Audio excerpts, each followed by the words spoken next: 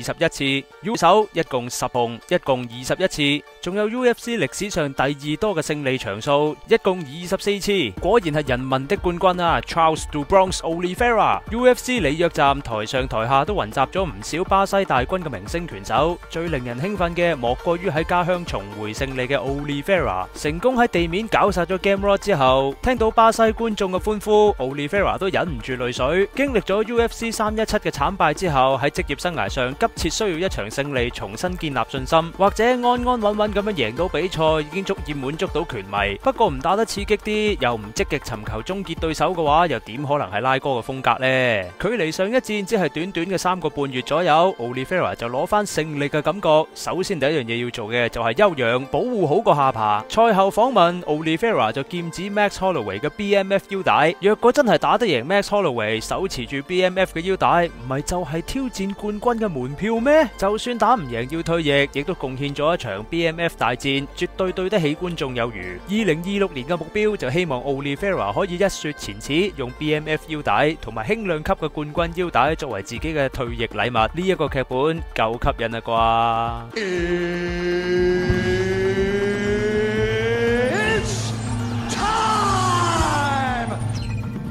！Hello， 大家好，歡迎收睇 DC 格鬥。訂閱嘅人數開始慢慢上升翻啦，最好有你哋支持我突破9000訂閱。賽前討論要你哋留言拉哥加油，賽後回顧就加喺留言度留翻句恭喜拉哥啦。好啦，影片正式開始。拉哥今次贏咗比賽固然之係又開心又興奮，但係技術調整方面似乎就唔係幾睇到啦。由 Oliveira 成名到而家，攻高防低呢一個問題一直都存在。近幾次嘅比賽多數都係用呢個 high guard 護頭，優點係對於防守直線拳又或者係直線嘅單發重擊係好有效，但係除此之外就好似冇乜好處啦。至於壞處就係阻擋視線，冇辦法判斷對手嘅拳頭到底係邊一個位打埋嚟，咁樣就意味住會食到更加多嘅拳頭。如果對手有更加多嘅組合拳，始終都係會被打中嘅。Oliveira 呢一個 high guard 對於勾拳嘅防守力好弱，基於視線被擋住咗，由左右兩邊嘅勾拳就會好容易破防打穿佢個 high guard。仲有隻手擺到咁高，暴露咗成個腹部，又好容易會被對手打中。呢一個係備戰團隊嘅問題，硬係就冇1、2個 training partner 同拉哥講呢個防守漏洞，單靠不停咁樣前壓，喺站立方面依然係一個好大嘅危機。Oliveira 喺今次嘅比賽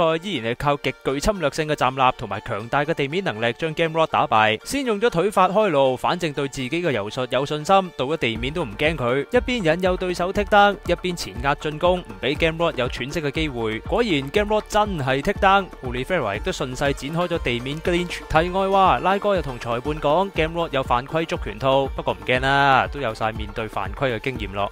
不得不說 Oliveira 喺柔術嘅能力真係超一流嘅水平，先係用個斷頭台嚇你一下，然後再整到個 triangle。當 Gamrot 好認真咁樣擋住呢一個 triangle 嘅時候， Oliveira 已經對佢左手嘅膊頭進行咗下一步嘅進攻。Oliveira 已經預想到 Gamrot 要逃脫蘇德洛，早一步將 Gamrot 隻腳都控制埋，為咗節省體力，仲將力點放翻喺 Gamrot 身上。Gamrot 一想走佬嘅時候，唉，大鑊啦，咁難走嘅喂，想抽翻個膊頭出嚟，結果連鎖到隻腳都喐唔到，隻腳想走先咩？個膊頭又鎖得更加緊，終於掹翻隻手出嚟啦。佢唔諗住走，仲想打 GMP 添，又俾 Oliveira 重新攞翻個控制權。呢度 Gamrot 跨出咗一大步，想解一解呢個膊頭嘅壓力，但係對面嘅係乜水啊？係柔術大師拉哥 Oliveira，又再一次被牽制住啦。Gamrot 確實勇氣可嘉，試圖用 leg lock 去反攻 Oliveira， 但係算把你 Oliveira 一早知道你想點啦，又早多一步捉住 Gamrot 隻腳，個 leg lock 距離成形仲爭108000里，之後攞到上位不特止，仲要加埋個背後位添。喺呢一輪嘅地面 clinch 裏邊消耗咗 Gamrot 唔少嘅體力， body triangle 亦都影響咗呼吸節奏，勉強俾佢捱到去第2回合。到咗第2回合 Oliveira 一樣用佢嘅壓迫戰術追住 Gamrot 嚟打，拳